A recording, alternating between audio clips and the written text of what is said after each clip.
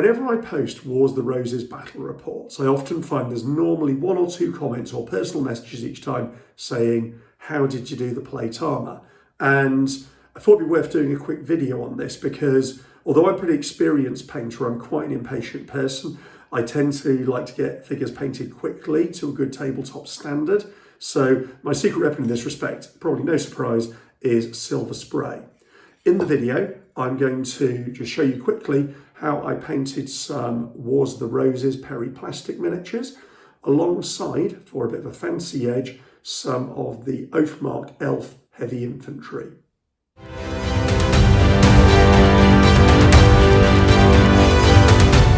And so here's the miniatures assembled, and I've super glued them down just to a strip of corrugated card with a nice long tab on one end so I can hold it and not spray myself. Today's silver spray of choice is Humbrol Chrome Silver.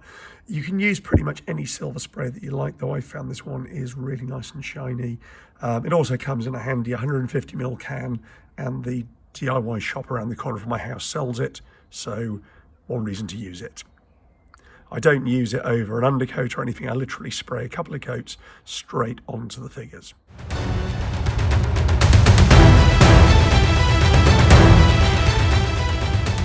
And look at that. After a couple of light sprays, these guys are positively gleaming. This spray is fantastic. This spray paint is so good, in fact, that I've managed to spray some of the weeds in the garden. So do watch out for pets and anything else you don't want to turn silver while you're working. Here we are, all set up and ready to go. Paints I'm using today, I've got Citadel Contrast Black Templar. I have tried other speed paint versions of this, but this has got a really nice viscous quality to it, and there's an element of blue within the black, which works really well when thinned down to go on the armour. And of course, to thin it down, I've got some Technical Contrast Medium as well.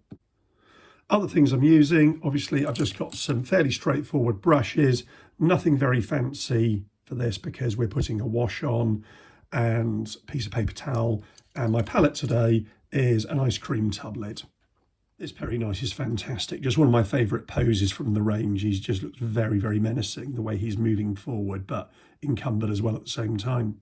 Paint-wise, I'm just using a couple of different brushes here to collect some contrast medium to put onto my paint palette over here, and some of the Black Templar. I'd like to pretend there's a more exact art twist. There isn't exactly. I basically mixed the two together in the middle, and you can already begin to see the paint separating to get that bluey black quality. Thin it down and then paint it over the figure and see what you can get. And you see immediately it's starting to pick it out.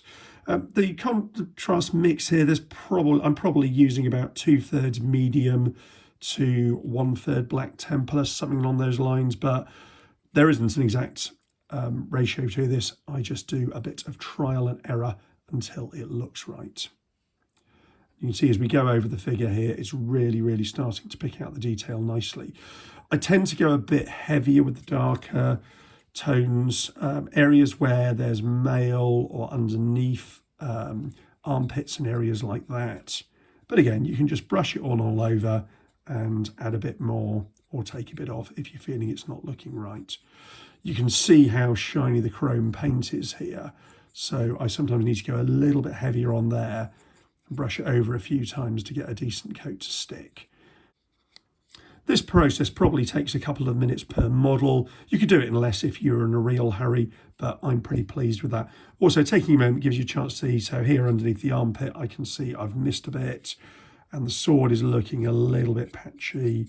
So I'll brush over that and leave that to dry.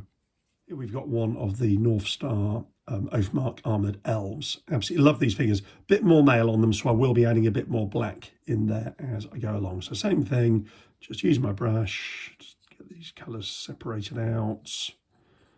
Yeah, there we go. You can see it picking up the detail, an absolute treat on the breastplate and the details in the arm around here. Mail again going a little bit darker. I'd say my mix, well, what's it on? It's probably more like 50-50 medium and Black Templar at this point. But I'm afraid it's just a case of trial and error rather than an exact formula. I'm also going over things like the face here. Again, that will be overpainted later on with acrylics, but it's good to pick out the detail. And there he is, looking absolutely great.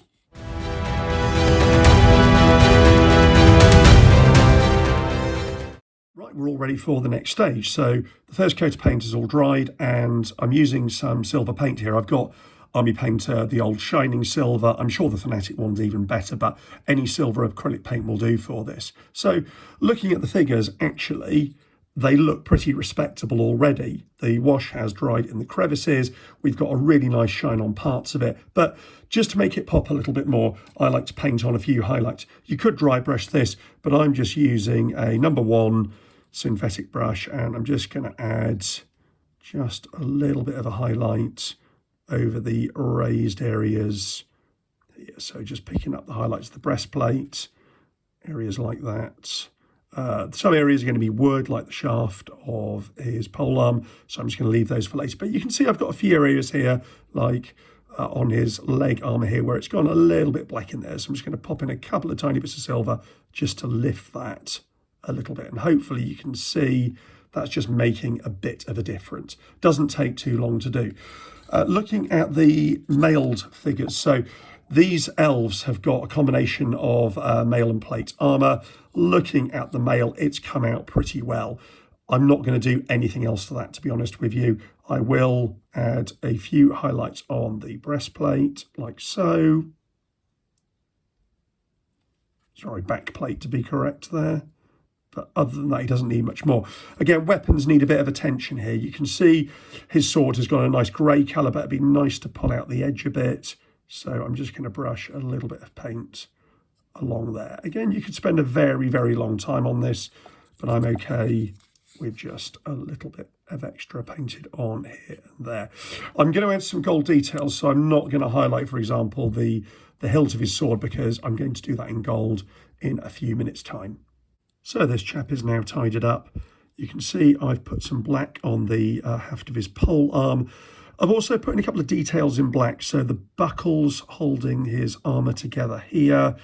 He's got some little rivets going around the side of his sallet helm. I've gone over those in black because I'm going to pick those out a bit later on. You don't need to do that at all, but it just adds a little bit of contrast to the miniature, which is always a good thing. Having done the details on the elf in black, this does take a few minutes, but I think it's worth it because for my money, I've saved an awful lot of time by doing the spray and wash effect on the armour. Therefore, I can afford to spend a little bit of time on the other details. What I am doing on the elf is I'm going to do the skin areas white, because I've found this is the best possible base to put a contrast or speed paint wash type effect on top of.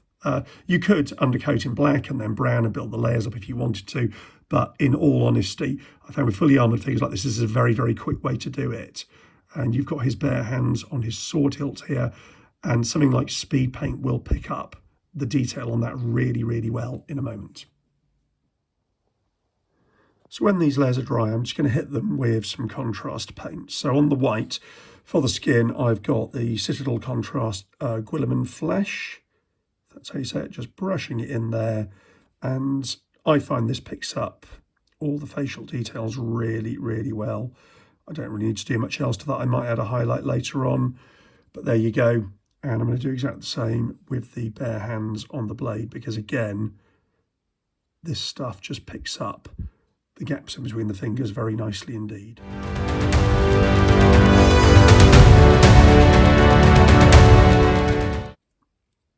Now the face is done, so I'm just going to pop some apothecary white onto the plume on his helmet.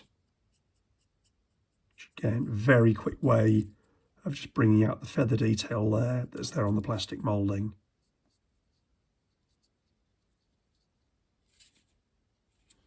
And leave that to dry. Using contrast flesh doesn't work for everything, but for my money, when you've got these very, very small amounts of flesh available, visible on these helmeted figures, just a bit of white and then dropping a spot in there just picks it all out with absolute minimum effort. And after a bit more painting, you can see here that I'm basically done now. The shine of the metallic spray has really paid off, but I've contrasted that by adding all the little details in. So this has taken a few minutes, but it's absolutely been worth it. To add some colour to this figure, I've decided to do the haft of his polearm and his sword scabbard and belt both in red. With this elf being an elite warrior, I've decided to go for a blue belt and scabbard combination there. Some little areas of gold really make the difference, and just painting in the leather trims and the shoes and things like that. But essentially, those are ready to base.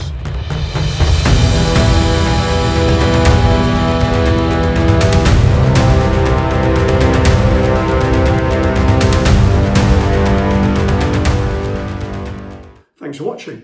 As you can see there, in a fairly short amount of time, I got 10 figures finished to a fairly decent standard. The flags and basing obviously took a little bit longer, but the basic paint job is a fairly swift process. And I don't think I'll be able to do it without the quality of silver sprays we've got on the market nowadays. If you enjoyed the video, please do hit like and subscribe. Please drop any comments below and I'll answer those as I am able. And do let me know if there's anything else you'd like me to cover in future Mogsymakes videos. Thanks for watching. Bye.